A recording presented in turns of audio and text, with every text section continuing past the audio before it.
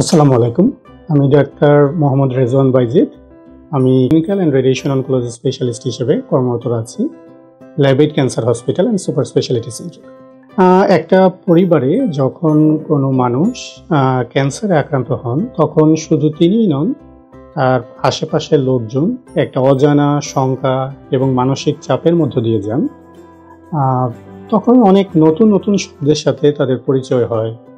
Chemotherapy, biopsy, radiotherapy, surgery এবং আরও নতুন নতুন শব্দ, হিস্টোপ্যাথোলজি। অনেকে জানতে চান যে কেমোথেরাপি আসলে কি, বা কেমোথেরাপির সাইড ইফেক্ট কি অনেক বেশি কিনা।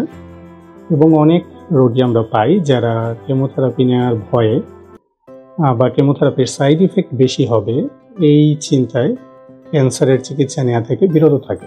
তো আমরা একটু সহজ ভাষায় বুঝিয়ে বলছি আপনাদের জন্য।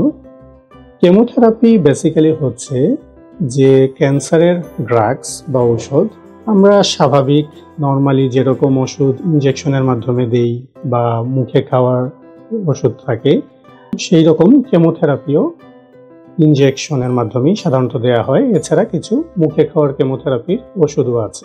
কেমোথেরাপির ওষুধ স্যালাইনের সাথে মিক্স করে সাধারণত ইনজেকশনের মাধ্যমে শরীরে দেওয়া হয়। সেটা কয়েক ঘন্টা থেকে কয়েক দিন পর্যন্ত হতে পারে।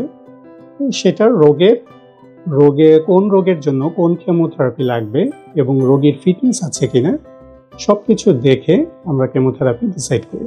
অনেকে প্রশ্ন করেন যে কেমোথেরাপি থেকে সাইড ইফেক্ট অনেক বেশি হয়, বা কারো কারো প্রশ্ন থাকে যে আমি কেমোথেরাপি দিলে আমার কি সব চুল পড়ে যাবে কিনা, বা আমার কি শরীর দুর্বল হয়ে যাবে কিনা।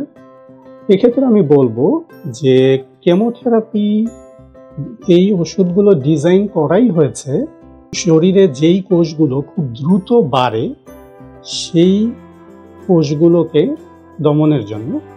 বেসিক্যালি আমাদের শরীরে ক্যান্সার খুব দ্রুত বাড়ে, এই কারণে কেমোথেরাপির যখন ক্যান্সার কোষকে নির্মূল করতে যায় তখন যেটা হয় যে ক্যান্সার কোষের সাথে সাথে শরীরের অন্য যেই কোষগুলো খুব দ্রুত বাড়ে, যেমন চুল, সেই কোষগুলোকেও কিছুটা সাইড ইফেক্ট করে। এই কারণে দেখা যায় যে অনেক সময় রোগীর কমপ্লেইন থাকে যে আমার চুল পড়ে যাচ্ছে, বা মুখে রুচি কমে যাচ্ছে, শরীরের দুর্বলতা লাগছে, কারো কারো পাতলা পায়খানা লাগছে, বমি বমি ভাব হচ্ছে, শারীরিক আরও বিভিন্ন সমস্যা দেখা দিচ্ছে। তবে মনে রাখতে হবে যে এই সমস্যাগুলো সবকিছুই সাময়িক। এটা কেমোথেরাপির ডিউরেশন শেষ হওয়া মাত্রই শরীর আবার আস্তে আস্তে শরীরের স্বাভাবিক অবস্থা ফিরে আসে। কেমোথেরাপির এই সাইড ইফেক্টগুলো খুব বেশি মাত্রায় সাধারণত দেখা যায় না। আমরা চেষ্টা করি যে রোগীর ফিটনেস এবং তার জন্য আসল কতটুকু কেমোথেরাপি ড্রাগস লাগবে সেই অনুযায়ী পেশেন্টকে প্রেসক্রাইব করতে। অনেক রোগী আছেন যে কেমোথেরাপির জন্য সাইড ইফেক্টের জন্য ভীত, কেমোথেরাপি নিয়ে তাদের নানা ভয় কাজ করে। আমিও তাদেরকে বলবো, আপনি যদি কেমোথেরাপির সাইড ইফেক্টের ভয়ে চিকিৎসা নেওয়া থেকে বিরত থাকেন, তাহলে যেটা কি হবে, রোগ তো বসে থাকবে না, রোগ দিন দিন বাড়তেই থাকবে। পরবর্তীতে সেটা আপনার জীবন সংশয় হবে। তাই অবশ্যই, যেহেতু সাইড ইফেক্টগুলো কন্ট্রোল করা সম্ভব এবং সাময়িক, তাই নিজের জীবনকে বেশি মূল্য দিয়ে আপনারা অবশ্যই অভিজ্ঞ চিকিৎসকের পরামর্শ নিন।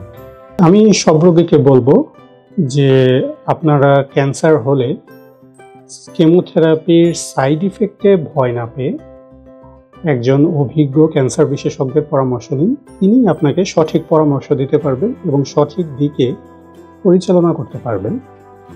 আশা করি আমার দেওয়া তথ্যগুলো আপনাদের কাজে আসবে। আপনাদের সবাইকে ধন্যবাদ।